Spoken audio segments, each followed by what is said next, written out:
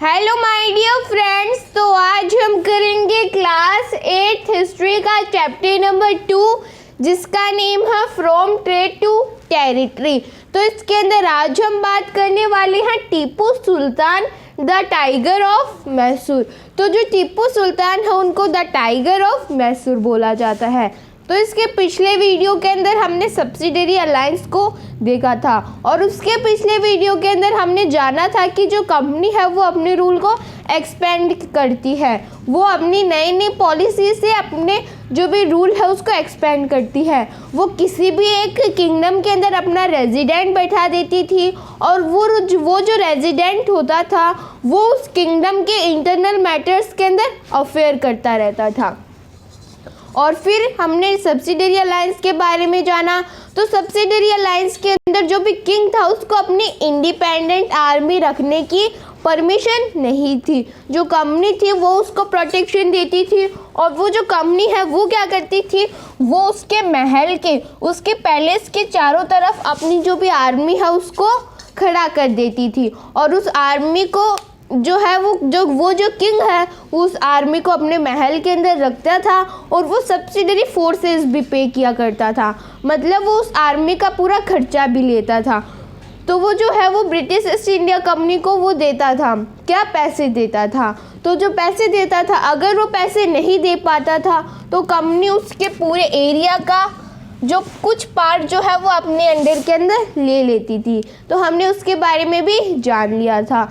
अब आज हम बात करने वाले हैं टीपू सुल्तान के बारे में। टीपू सुल्तान को द टाइगर ऑफ मैसूर भी बोला जाता है। At times company use directly military confrontation to protect its political और इकोनॉमिक इंटरेस्ट। तो जो कंपनी थी वो कभी कभार डायरेक्ट मिलिट्री कन्फ्रंटेशन, मतलब जो कंपनी थी वो और कोई दूसरा राजा आमने सामने होकर भी लड़ाई किया करते थे। तो मतलब यहाँ पे टीपू सुल्तान हो गया और यहाँ पे कंपनी हो गई। तो ये आमने सामने होकर भी लड़ाई किया करते थे। टू प्रोटेक्ट इट्स पॉलिटिकल और इकोनॉमिक इंटरेस्ट। क्यों लड़ाई किया करते थे? वो अपने पॉलिटिकल और इकोनॉमिक इंटरेस्ट को बचाने के लिए। एग्जाम्पल देखें तो southern Indian states of Mysore. अब ये मैसूर क्या होता है? यहाँ पे बोला हुआ है साउथर्न इंडियन स्टेट, तो ये पूरा इंडिया का साउथर्न पार्ट है। तो मैसूर कहाँ पे है? ये जो है ये मैसूर है। इसके अंदर कुछ पार्ट कर्नाटक का आता है, कुछ महाराष्ट्र का आता है और कुछ केरल का आता है। तो ये पहले एक मैसूर प्रोविंस थी। Southern Indian states of Mysore तो बस इतना ही है, southern Indian states of Mysore. जैसे एग्जांपल देखें तो जो साउथर्न इंडियन स्टेट है मैसूर, नीचे ये जो मैसूर है ये पूरा साउथर्न इंडियन स्टेट है। तो इसके अंदर जो कंपनी है उसने डायरेक्ट मिलिट्री कन्फ्रंटेशन किया था, मतलब मैसूर के किंग और जो कंपनी है उन्होंने डायरेक्ट मिलिट्री कन्फ्रंटेशन किया था। Mysore control the profitable trade of Malabar coast. और जो भी मैसूर है, मैसूर क्या है? एक प्रोविंस है। तो जो मैसूर है वो control the profitable trade of Malabar coast, उसको वो ट्रेड करती थी। मैसूर प्रोविंस के साथ में ट्रेड करते थे जो भी अदर ट्रेडिंग कंपनीज होती थी बाहर की, वो ट्रेड करती थी।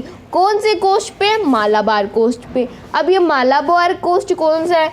तो ये जो मैसूर है इसके पास में ये जो भी कोस्ट है ना, कोस्ट मतलब समुद्र के पास वाला एरिया, तो ये मालाबार कोस्ट है। इस कोस्ट को मालाबार कोस्ट बोला जाता है।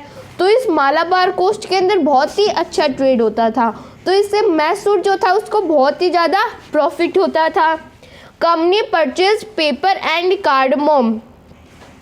और जो ये ब्रिटिश ईस्ट इंडिया कंपनी है वो क्या परचेज करती थी? यहाँ से, कहाँ से? मालाबार कोस्ट के अंदर ये जो मैसूर जो भी प्रोविंस है उसके अंदर से जो कंपनी है वो ट्रेड किया करती थी। क्या क्या परचेज करती थी? वो पेपर मतलब वो काली मिर्च परचेज किया करती थी और कार्डमम मतलब वो इलायची भी परचेज किया करती थी। जो कंपनी है वो पेपर और कार्डमम परचेज किया करती थी for its part of kingdom. कौन से किंगडम के पार्ट से? मैसूर किंगडम के पार्ट से। तो हमने Tipu Sultan the tiger of Mysore, हमने मैसूर के बारे में जान लिया कि मैसूर कहाँ पे है। ये जो साउथ एंड पार्ट है वहाँ पे मैसूर है। जो कंपनी है वो कौन से कोस्ट के ऊपर ट्रेड किया करती थी, मालाबार कोस्ट के ऊपर। जो मैसूर था इसको बहुत ज़्यादा प्रॉफिट होता था। तो ये सब कुछ हमने जान लिया। अब हम आगे बात करेंगे। तो अब हम टीपू सुल्तान टाइगर मैसूर के बारे में थोड़ा और जान लेते हैं। हैदर अली, पहले तो टीपू सुल्तान राजा थे और टीपू सुल्तान से पहले कौन थे, हैदर अली। और हैदर अली से पहले कौन थे, वोडियार्स डायनेस्टी के पीपल थे।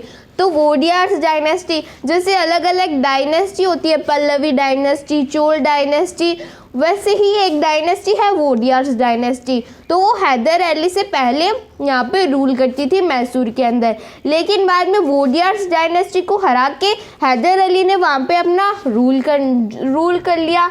तो हैदर अली कब से कब तक रूल किया उन्होंने, 1761 से 1782 तक। 1761 से 1782 तक।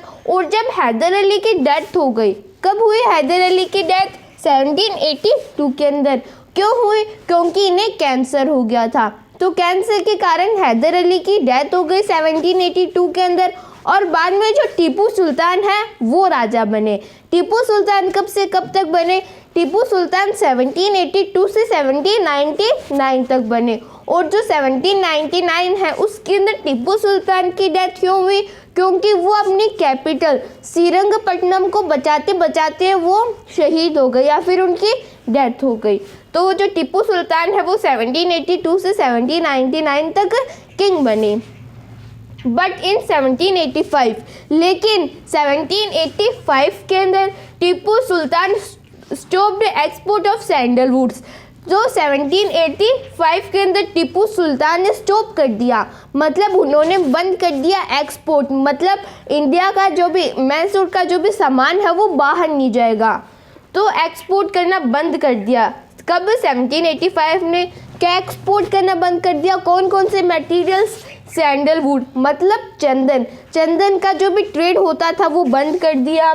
पेपर, तो पेपर के बारे में तो हमने अभी जाना, काली मिर्च एंड कार्डमम मतलब इलायची, through the parts of his kingdom, अपने किंगडम के पार्ट से, मैसूर से उन्होंने बोल दिया कि ना तो सैंडलवुड एक्सपोर्ट होगा, ना ही पेपर एक्सपोर्ट होगा और ना ही कार्डमम एक्सपोर्ट होगा, through the parts of his kingdom. And this allowed local merchants, और वहाँ के जो भी लोकल मर्चेंट्स थे जो कि ट्रेड किया करते थे उनको बोल दिया, उनको डिसअलाउ कर दिया, मतलब उनको इजाज़त नहीं दी ट्रेड करने की, फ्रॉम ट्रेडिंग विथ कंपनी के साथ में ट्रेड करने की। मतलब जो टीपू सुल्तान थे उन्होंने बोल दिया कि अब यहाँ से ब्रिटिश ईस्ट इंडिया कंपनी ना तो पेपर ले जा सकती है, ना सैंडलवुड ले जा सकती है, ना ही कार्डमम ले जा सकती है। और उन्होंने लोकल मर्चेंट्स को भी बोल दिया कि आप भी जो कंपनी है उसके साथ में ट्रेड नहीं करोगे। क्यों नहीं करोगे, क्योंकि जो कंपनी है, जो भी फ्रेंच ईस्ट इंडिया कंपनी है और जो टीपू सुल्तान है, इनकी दोस्ती बहुत ही अच्छी थी। जो फ्रेंच ईस्ट इंडिया कंपनी है और टीपू सुल्तान है, इनकी दोस्ती बहुत अच्छी थी। और जो भी ब्रिटिश ईस्ट इंडिया कंपनी और जो फ्रेंच ईस्ट इंडिया कंपनी है वो दोनों एक दूसरे के दुश्मन थे, क्योंकि वो तो चाहते थे, क्योंकि फ्रेंच ईस्ट इंडिया कंपनी के कारण तो कंपटीशन बढ़ रहा था। जो भी ब्रिटिश ईस्ट इंडिया कंपनी थी उसको वहाँ से जो सामान है वो ज़्यादा रुपीज़ में ख़रीदना पड़ता था, तो वैसे कंपटीशन था, तो वो दोनों एक दूसरे के दुश्मन हो गए। तो फ्रेंच ईस्ट इंडिया कंपनी ने हैदर अली के साथ में हाथ मिला लिया, तो हैदर अली और फ्रेंच ईस्ट इंडिया कंपनी साथ में हो गए। तो फ्रेंच ईस्ट इंडिया कंपनी ने बोल दिया कि आप जो ब्रिटिशर्स हैं इनके साथ में ट्रेड मत करना।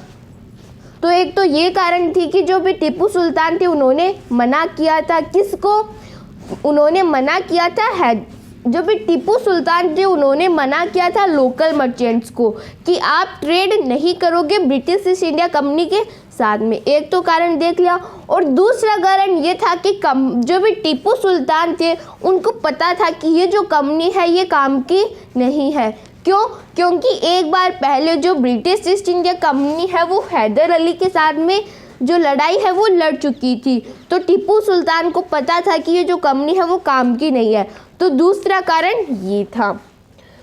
तो जब टीपू सुल्तान ने मना कर दिया तो ये दोनों भी आमने सामने हो गए। एक तो टीपू सुल्तान और फ्रेंच ईस्ट इंडिया कंपनी हो गई और दूसरी तरफ कौन हो गया, दूसरी तरफ कंपनी हो गई। तो हैदर अली एंड टीपू सुल्तान, हैदर अली और टीपू सुल्तान हो गए एक साइड में तो वर्सेस कंपनी, और जो कंपनी है वो दूसरी साइड हो गई।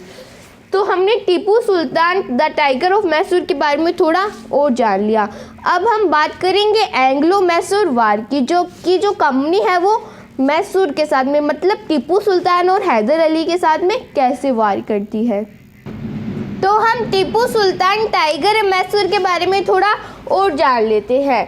कंपनी सा Haider Ali and Tipu as ambitious, arrogant and dangerous. तो जो कंपनी थी उसने देखा कि जो भी टीपू सुल्तान है वो बहुत ही एम्बिशियस है, बहुत ही डेंजरस है और बहुत ही इनोरेंट है। कंट्रोल एंड क्रश, मतलब जो ब्रिटिश ईस्ट इंडिया कंपनी है वो मैसूर के ऊपर कंट्रोल नहीं कर सकती, क्योंकि टीपू सुल्तान और हैदर अली बहुत ही पावरफुल थे, बहुत ही डेंजरस थे।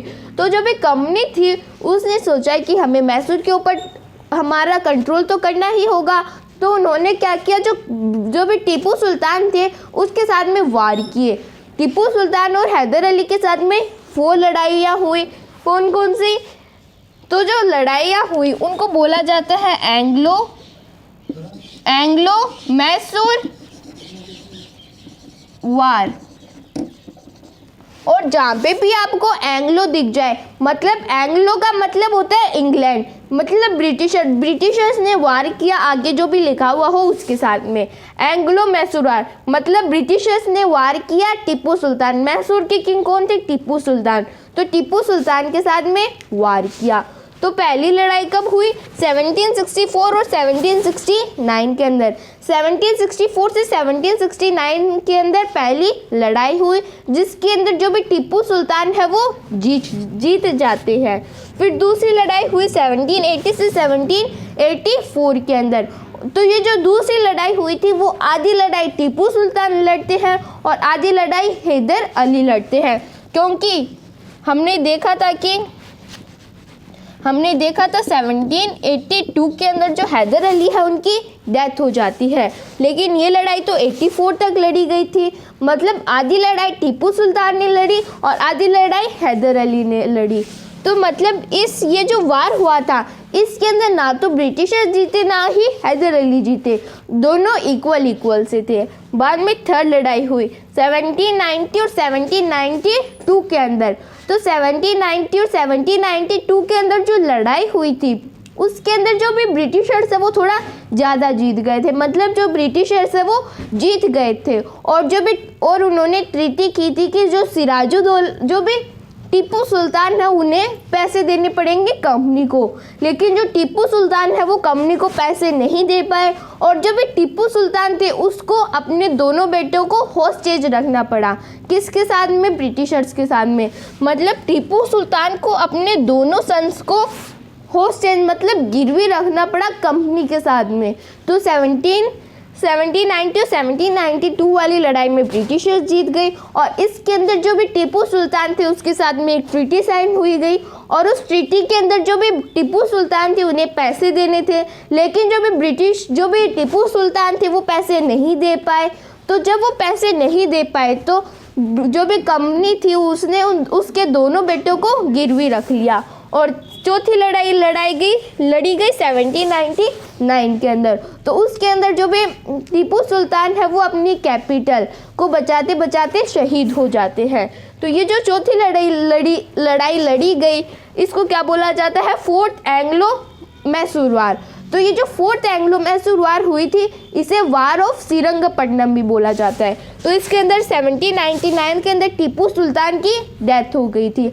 अब आप सोचोगे कि मतलब ये जो कंपनी थी ये तो बहुत पावरफुल थी, क्योंकि पहले इन्होंने सिराजुद्दौला को हरा दिया, फिर मीर कासिम को हरा दिया, टीपू सुल्तान को भी हरा दिया। नहीं, लेकिन हमने देखा था कि बैटल ऑफ पलासी के अंदर मीर जाफर ने उनका साथ दिया था और बैटल ऑफ बक्सर के अंदर कंपनी का साथ किसी ने भी नहीं दिया था। लेकिन ये जो है एंग्लो मैसूर वार, इसके अंदर ये जो थर्ड वार हुई थी, पहले वार के अंदर तो कंपनी ने देख लिया कि भाई ये जो दोनों हैं हैदर अली और टीपू सुल्तान ये बहुत ही पावरफुल है और इन्हें हराना भी नामुमकिन है। तो जो कंपनी थी वो बहुत चालाक थी। उन्होंने थर्ड वार के अंदर, जो थर्ड एंग्लो मैसूर वार हुआ था, उसके अंदर कंपनी के साथ में एक तो निज़ाम ऑफ हैदराबाद थे और एक मराठा थे। तो मराठा और निज़ाम ऑफ हैदराबाद थे कंपनी के साथ में। तो ये 3 लोग हो गए। जब 3 लोग हो गए तो जो भी टीपू सुल्तान है वो हार गए। तो जो 3 लोग थे वो किस कारण से हुए थे, उनको क्या मिल रहा था कंपनी के साथ होने में? तो कंपनी ने बोल दिया कि जब जो मैसूर है वो हमारे कंट्रोल के अंदर आ जाएगा तो हम आपको उसके अंदर से थोड़ी थोड़ी टेरिटरी दे देंगे। मतलब इतनी टेरिटरी उन्होंने निज़ाम ऑफ हैदराबाद को दे दी, इतनी टेरिटरी उन्होंने वोडियार्स को दे दी। तो हमने देखा था कि हैदर अली से पहले कौन रूल करते थे? वोडियार्स रूल करते थे। तो वोडियार्स को दे दी और इतनी टेरिटरी उन्होंने मराठास को दे दी।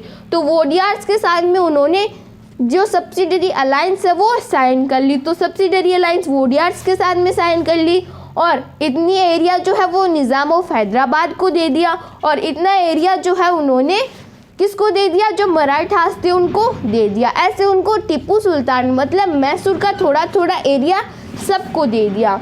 तो हमने बात कर ली टीपू सुल्तान द टाइगर ए मैसूर।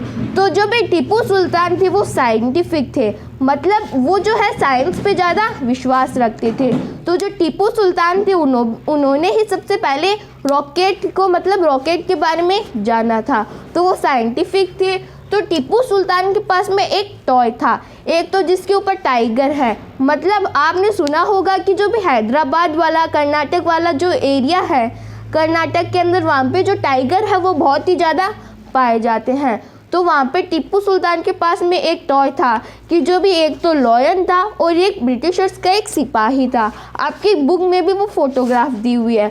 तो जो भी लॉयन है वो सिपाही को नीचे दबा के रख रखा था लॉयन ने अपने पंजों के अंदर। तो जब हम उसके अंदर एक ऐसे बटन होता है, जब भी हम उस बटन को रोल करते हैं तो जो लॉयन है वो दहाड़ता है और जो सिपाही है वो अपने हाथ पैर हिलाने लगता है। तो ऐसे टीपू सुल्तान के पास में एक टॉय था और वो टीपू सुल्तान इससे ये बताना चाहता था कि हमारे यहाँ के जो भी लॉयन हैं वो कंपनी ऑफिशियल को कैसे भगाते हैं, मतलब वो कैसे मारते हैं कंपनी के ऑफिशियल्स को।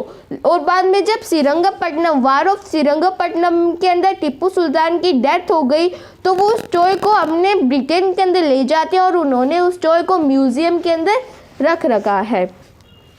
तो उन्होंने थर्ड बैटल के अंदर जो है टीपू सुल्तान के दोनों बेटों को गिरवी रख रखा था और थर्ड बैटल के अंदर निज़ाम ऑफ हैदराबाद और मराठास ने कंपनी का साथ दिया था। तो हमने टीपू सुल्तान के बारे में भी जान लिया और टीपू सुल्तान को टाइगर ऑफ मैसूर बोला जाता है। तो इसके नेक्स्ट वीडियो के अंदर हम हमारे इस टॉपिक को कंटिन्यू रखेंगे। If anybody have any type of doubt, any type of query, then please mention in the comments below. Thank you so much.